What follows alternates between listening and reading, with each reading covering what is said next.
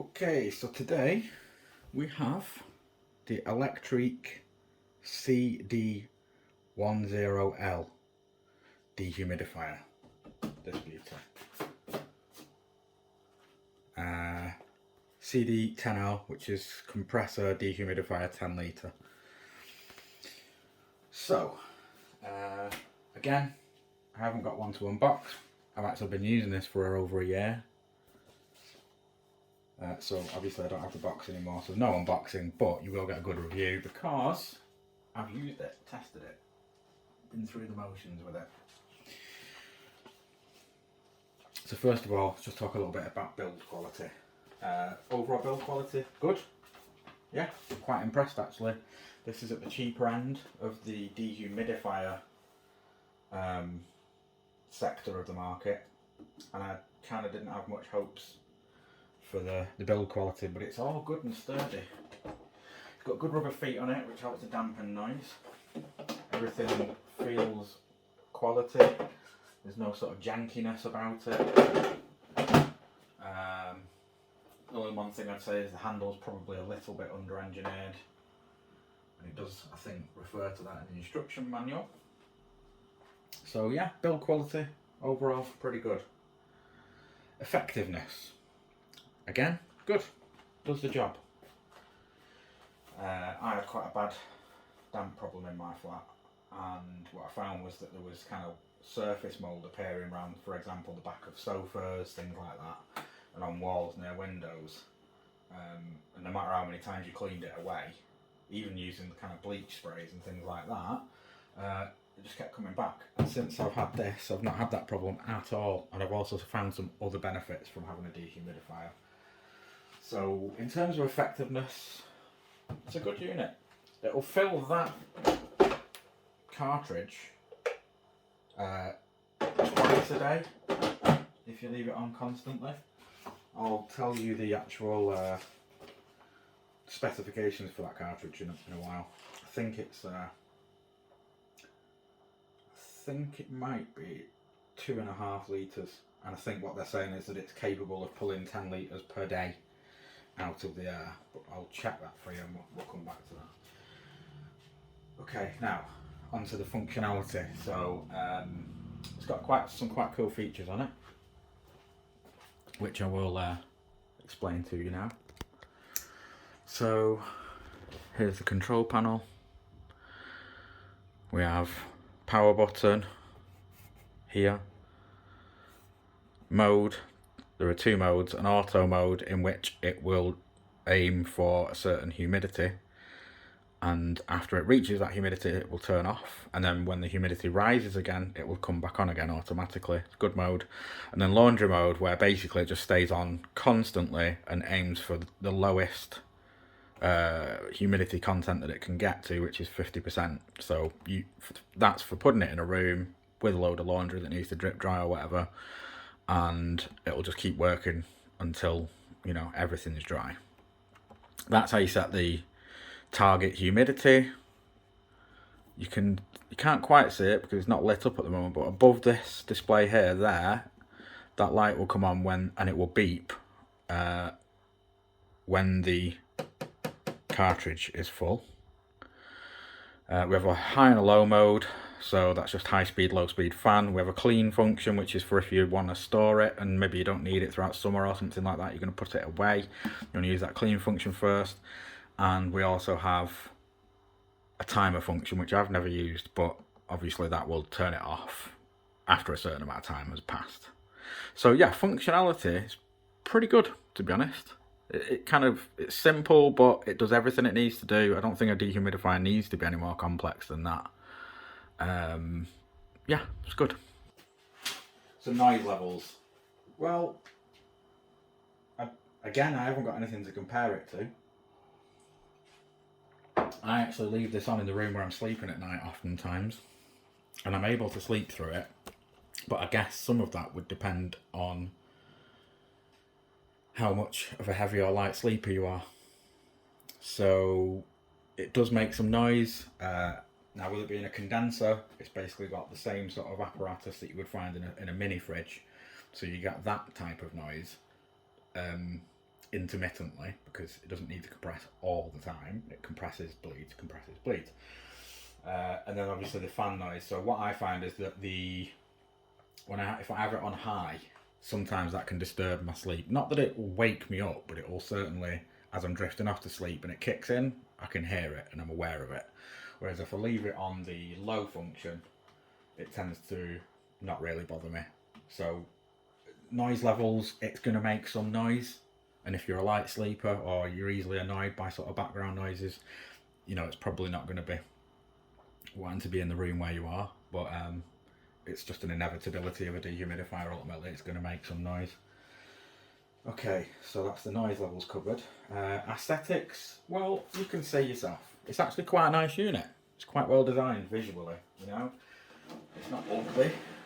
It's not the most, you know, gorgeous of products, but it's not ugly, you know. You can see all the different angles here. Somewhere to wrap the cable when you need it. Quite a nice unit. So, and you know, I guess that's subjective really, isn't it? I'll let you decide whether you think it's good enough in the looks department. Okay. So the cost to run, well, surprisingly cheap actually. I will check this and show you for the video, but because I have one of those smart meter things, so I'll turn everything in the house off, I'll put this on running at full speed, and we'll see how much per hour it costs. But I think from my last estimation it was around about 4p per hour. However, that's if you had it on constantly. Obviously, if you set the humidity level sort of somewhere reasonable, it's not on all day. It's probably on maybe 50% of the time. So you can cut that down to either 2p per hour or just half the total for the day, but somewhere between 60 and 80p per day to run. Okay, so as you can see, I was a little bit off on my estimate. Right now it's actually costing roughly 8p per hour.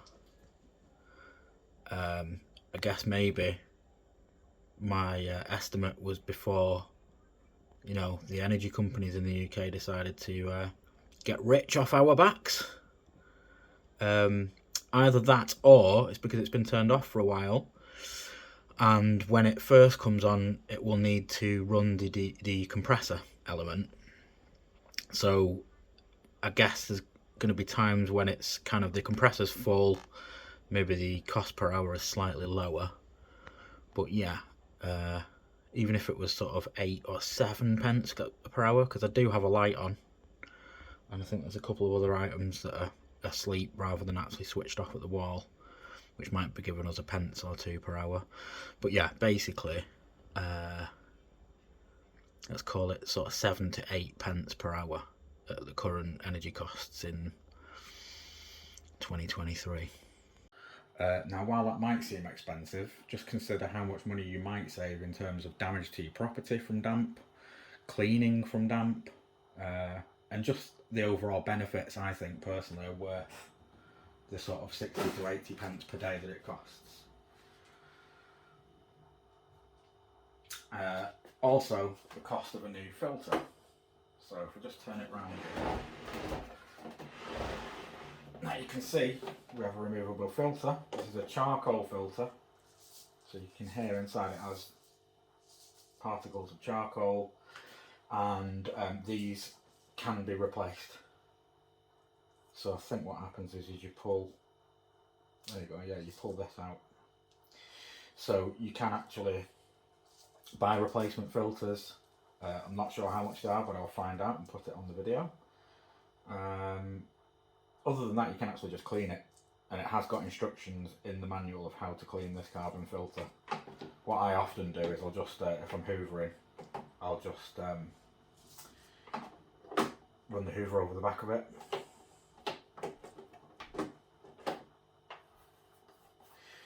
So that is something to consider. Occasionally you will want to buy a new filter for it, depending on how much you use it and if you're a smoker. Because obviously if you're a smoker there's going to be more sort of gunk and stuff building up in the filter. Okay, so some general info. Price.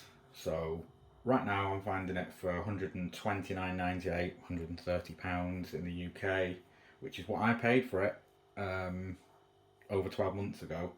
And you can actually buy it direct from the manufacturer for the same price, and I've seen it on Price Runner and various other sites for the same price. I'm not seeing it on Amazon right now, I haven't checked eBay, but £130 is what you should be expecting to pay for this.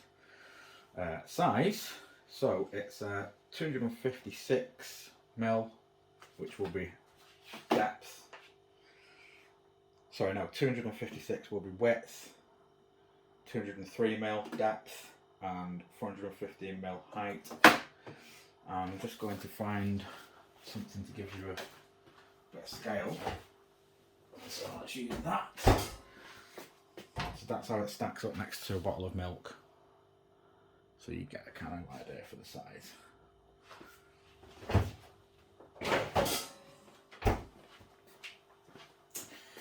So, not particularly massive. And the weight is 9 kilos. It's quite heavy. It's quite, you know, when you're moving it about, you kind of notice it's got some weight to it.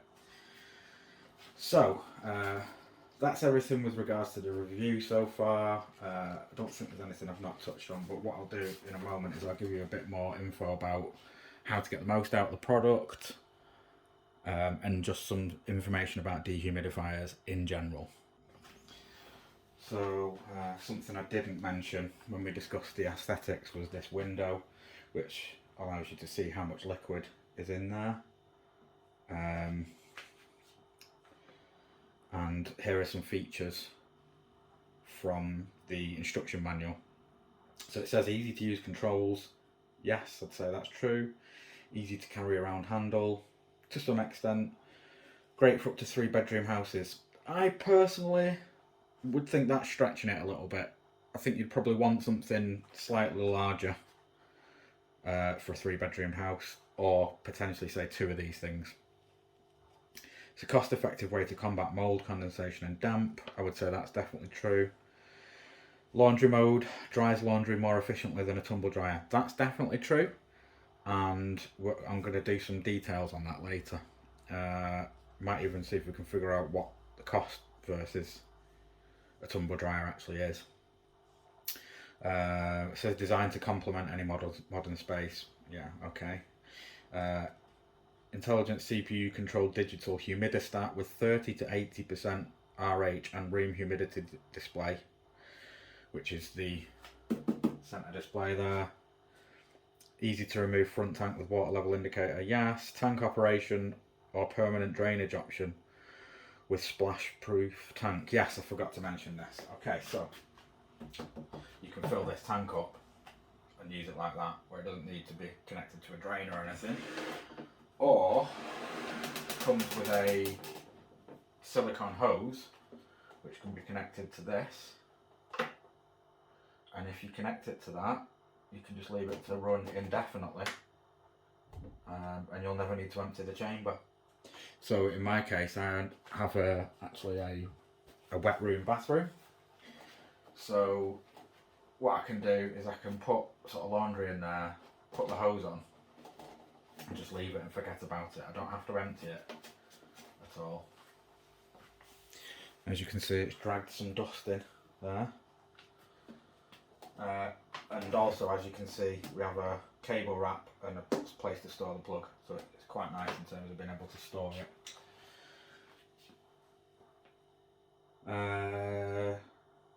So yeah, permanent drainage or tank, which is quite good actually. I don't think a lot of them at this price point have that feature. I think a lot of them are tank based. It says tank full alarm and auto stop function. So basically what that means is that this float here, when that float, that's a magnet there, when that float disconnects because it's been lifted up, the machine knows it's full and it'll turn off. It'll make quite a lot of noise, very loud incessant beeping, which is, you know, somewhat annoying. but it does the job of letting you know that it's full. And then it says it's got an auto restart after following a power cut, which is probably quite a useful function. So yeah, functionality wise, pretty good. Right, now what we're going to talk about next is just some sort of supplementary information about this unit specifically, about dehumidifiers in general, and sort of different ways you can use them. So let's get into that. Okay, so first of all, because this is a condenser, it has, as I mentioned before, the apparatus that you would find in a small fridge inside. And what that means is that when the unit arrives, leave it stood upright for 24 hours, don't turn it on or you could damage it.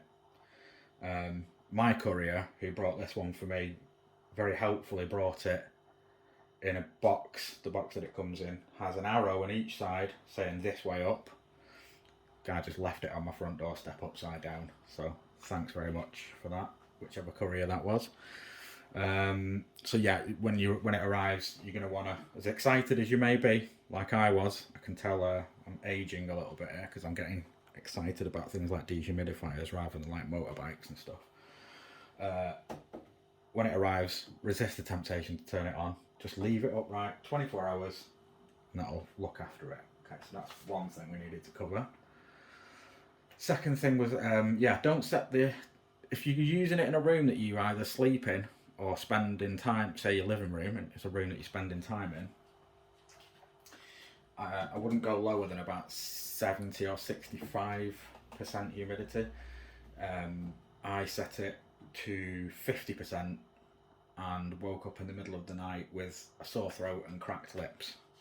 And I kind of looked this up on the internet and it was like, yeah, that's basically the humidity of the Namib desert, so not a good idea. You don't want to be drying yourself out like that.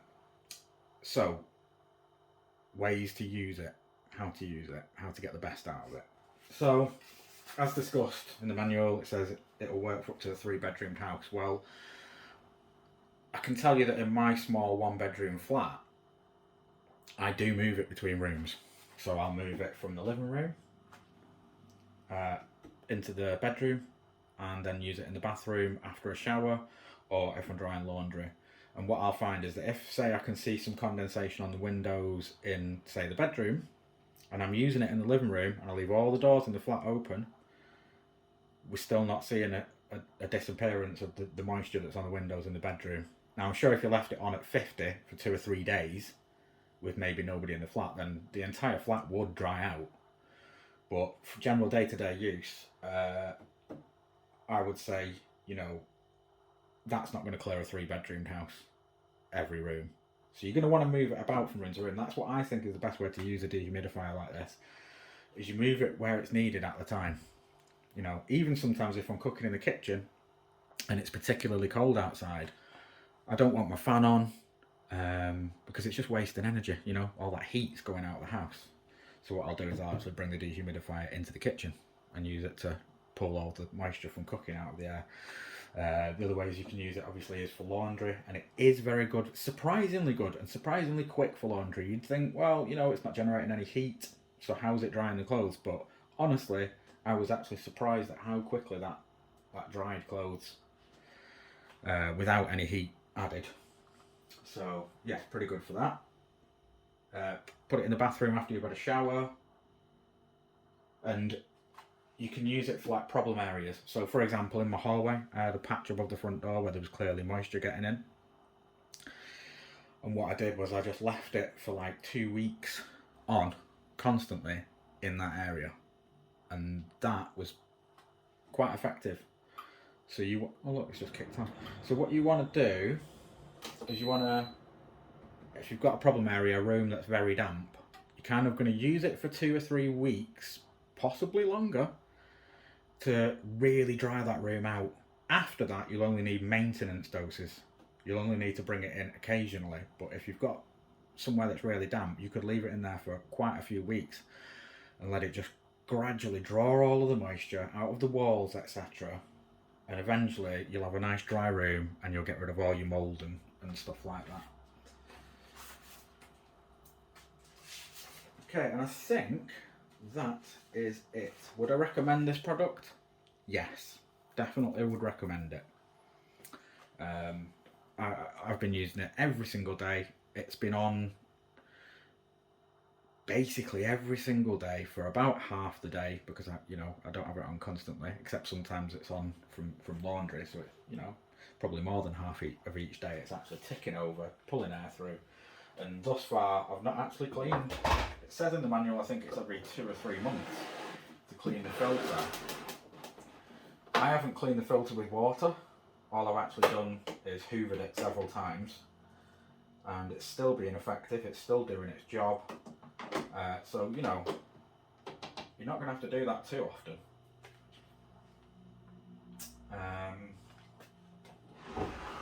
What else is to be said about this product? Yeah, okay, so just a little bit about the humidity level sensor. So basically what will happen is if you set that to say 75% humidity as the target, it will turn off when it hits 70, so 5% below where you set your target. And then what will happen is as the humidity rises back up again, when it hits 75, that's when it would kick in and it'll bring it back down to 70. So that's where you're trying to set it. And you'll find that there's an optimum level for that. A bit of a balance between having it on constantly, which is obviously costing money, and keeping your humidity levels at a sensible level. So the point here is that you don't need to have it set really low on humidity. I would say somewhere around about 70% to 65% is a good balance, because what that means is that it ticks over for probably 50% of the day, 40% of the day, and still keeps everything nice and dry. Anything below that, and what you'll find is that it'll never, especially if you're occupying the space, breathing and stuff, and putting out moisture, it never actually reaches 50%. So, or if it does so very briefly. So it'll just be on constantly, and that's obviously costing you, like I say, something like 4 pence per hour. So yeah, again, the Electriq CD10L 10-litre compressor dehumidifier is going to be a recommend from me. Definitely. I was curious about this brand, and to be honest with you, they've delivered. I'm very impressed. I would definitely buy other products by Electriq based on on my experiences with this product. So yeah, all in all, pretty good piece of kit. And don't forget, people, if you do like the video and you manage to make it this far through all of my rambling and waffling, please do me a favour and go ahead and subscribe, or at the very least give the video a like. I'm trying to make a living out of this, and I've got certain targets I need to hit. I need to hit 1,000 followers. I need to hit 4,000 hours of watch time before I can monetize on YouTube. So I'm trying to grow the channel.